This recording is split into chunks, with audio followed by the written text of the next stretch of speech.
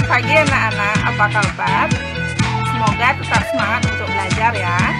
Sebelum mulai belajar, marilah kita berdoa bersama-sama agar pembelajaran hari ini diberikan kelancaran, kemudahan, serta ilmu yang didapat bisa bermanfaat. Berdoa, mulai. Berdoa selesai. Pembelajaran hari ini adalah pada tema 7, subtema 2, pembelajaran 2. Siapkan hati, pikiran, konsentrasi, serta alat tulis untuk mencatat apabila ada hal-hal yang dianggap penting sehingga nantinya bisa dipelajari lebih lanjut. Apa saja tujuan pembelajaran kita hari ini? Tujuan pembelajaran kita hari ini adalah menjelaskan bentuk tari kreasi daerah berpasangan, menyebutkan berbagai bentuk tari kreasi daerah berpasangan, memeragakan gerak tari daerah berpasangan,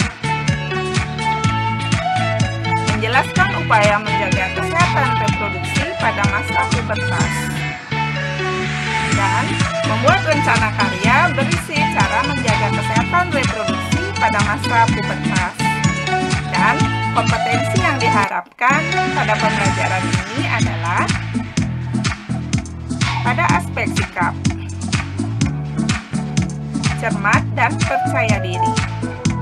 Pada aspek pengetahuan, tari kreasi daerah berpasangan, upaya menjaga kesehatan reproduksi pada masa pubertas. Pada aspek keterampilan, memeragakan gerak tari daerah berpasangan, dan membuat rencana karya. Kita lanjutkan ke bagian materi. Apakah kamu pernah mendengar nama Bagong Kussudiardjo? Siapakah beliau? Beliau adalah seorang tokoh seni tari Jawa. Beliau mempunyai sanggar tari di Yogyakarta. Beliau menciptakan banyak karya tari. Beliau juga memimpin pertunjukan tari.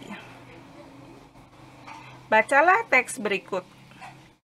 Carilah informasi mengenai Bapak Bagong Kussudiardjo. Carilah informasi mengenai judul-judul karya tari ciptaan Bapak Bagong Kussudiardjo. Dan carilah informasi mengenai tokoh tari di daerahmu, baik seorang pencipta tari, penari, atau pemimpin sanggar tari. Pada pembelajaran sebelumnya, kita telah mengetahui bahwa sosok pemimpin idola berasal dari berbagai kalangan. Sosok pemimpin idola dapat kita temukan dari kalangan pegiat seni. Kita dapat mencari tahu tokoh pemimpin dalam seni tari di daerah tempat tinggal dengan cara membaca artikel di koran, majalah, dan internet. Selanjutnya, kita tuliskan informasi yang kita dapatkan seperti contoh berikut. Bagong Kussudiardjo, tokoh seni tari asal Yogyakarta. Lahir di Yogyakarta 9 Oktober 1928. Beliau menciptakan berbagai tarian yang memperkaya seni tari Indonesia. Contoh seni tari karya Bagong Kussudiardjo adalah tari kuda-kuda, tari layang-layang, tari Satria Tangguh, tari kebangkitan, dan kelahiran Isa Al-Masih. Serta masih banyak lagi karya tari yang lain. Iwayan Rindy. Iwayan Rindy adalah tokoh seniman dari Bali. Beliau lahir di Banjarlebah, Denpasar pada tahun 1917. Beliau dikenal sebagai pencipta atau koreografer bentuk modern tari pendet. Tari pendet terkenal hingga ke mancanegara dan merupakan salah satu warisan budaya Indonesia. Bagong Kussudiardjo dan Ibu Wayan Rindy merupakan seorang tokoh tari daerah. Tari daerah dapat ditarikan secara tunggal, berpasangan, atau kelompok. Berikut contoh-contoh tari daerah yang ditarikan secara berpasangan. Tari piring dari Sumatera Barat, Tari piring awalnya dipentaskan pada saat panen, sebagai ungkapan rasa gembira dan syukur. Saat ini, tari piring dipentaskan dalam berbagai acara seperti acara pernikahan. Tari piring dibawakan dalam bentuk tari berpasangan putra dan putri. Tari Serampang 12 dari Sumatera Utara. Tari Serampang 12 merupakan sebuah tari pergaulan yang ditarikan secara berpasangan putra dan putri. Tari Serampang 12 terdiri dari 12 pola gerak, pola edar, dan tata urutan berdasarkan gerak dalam tari Melayu. Tari Payung dari Sumatera Barat. Tari payung merupakan tari pergaulan yang dibawakan secara berpasangan putra dan putri, menggunakan perlengkapan payung. Payung lebih banyak digunakan oleh penari laki, sedangkan penari wanita mengekspresikan gerakannya dengan permainan selendang. Tari Gandrung dari Jawa Timur. Tari Gandrung dipentaskan sebagai perwujudan rasa syukur masyarakat saat panen. Tari Gandrung menjadi ciri khas seni tari Banyuwangi. Tari Gandrung ditarikan secara berpasangan putra dan putri. Penari perempuan sebagai penari gandrung dan penari laki-laki dikenal sebagai paja. Tari Legong dari Bali. Tari Legong menggambarkan sebuah cerita lasem yang bersumber dari cerita Panji. Tari Legong ditarikan secara berpasangan putri dan putri. Penari Legong selalu membawa kipas sebagai propertinya. Tari Janger dari Bali. Tari Janger merupakan tari tradisional dari Bali yang dipentaskan oleh 10 orang yang terdiri atas pasangan muda-mudi. 5 penari pria disebut kecak dan 5 penari wanita disebut janger. Para penari menari sambil menyanyikan lagu janger secara bersahut-sahutan. Tarian ini mengangkat kisah atau drama tentang Arjuna Wiwaha, Sunda Upasada, dan lain sebagainya. Tari Ketuk Tilu dari Jawa Barat. Tari Ketuk Tilu merupakan tarian pergaulan sekaligus hiburan. Biasanya, tari Ketuk Tilu dipentaskan pada acara pesta perkawinan atau hiburan penutup kegiatan. Tari Ketuk Tilu ditarikan secara berpasangan putra dan putri. Nama ketuk tilu berasal dari bunyi tabuhan 3 bonang yang menjadi iringannya. Tari Japin dari Riau. Tari Japin pada awalnya merupakan tarian hiburan bagi kalangan raja-raja di istana. Tarian ini secara sangat kuat mengekspresikan peradaban Islam. Tari Japin ditarikan secara berpasangan putra dan putri. Mengamati gerak tari berpasangan. Mari mengamati gerak tari berpasangan berikut ini. Ini merupakan tari Serampang 12.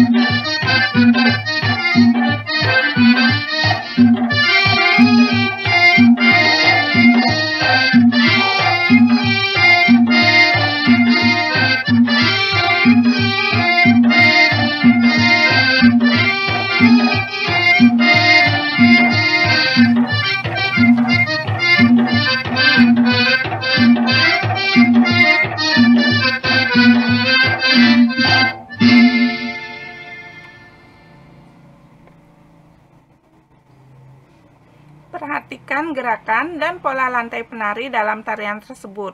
Tirukan 5 gerakan tarian tersebut.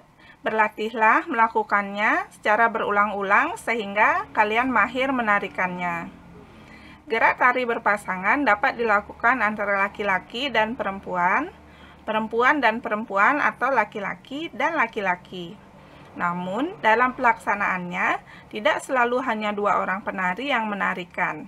Dalam pementasannya, tarian dapat ditarikan oleh beberapa pasang penari sekaligus.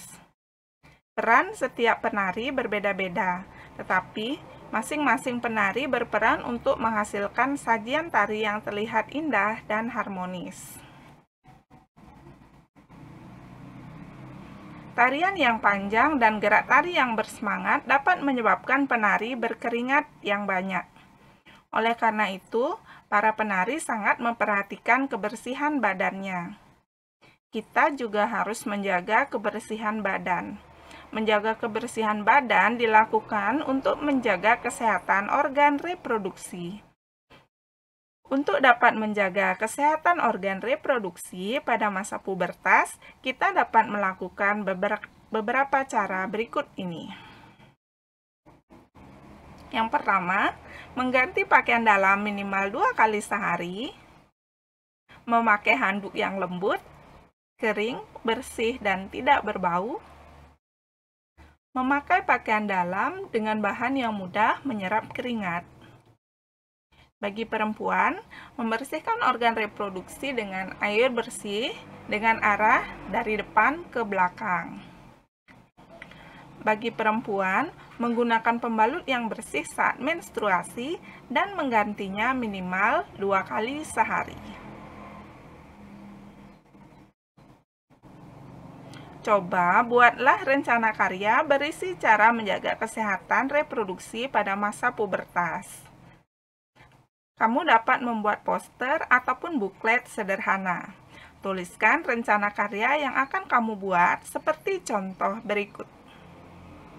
Yang pertama, tuliskan judul, rencana karya. Di bawahnya, kita tuliskan jenis karya yang akan dibuat. Boleh poster atau boleh juga buklet. Kemudian yang kedua, kita tuliskan alat dan bahan. Di antaranya, kertas manila, cat poster, pensil, penghapus, spidol, kuas, dan majalah bekas. Kemudian yang ketiga, kita tulis rancangan isi di dalam karya. Cara menjaga kesehatan organ reproduksi pada masa pubertas dan dilengkapi dengan gambar. Itulah tadi materi pembelajaran kita hari ini.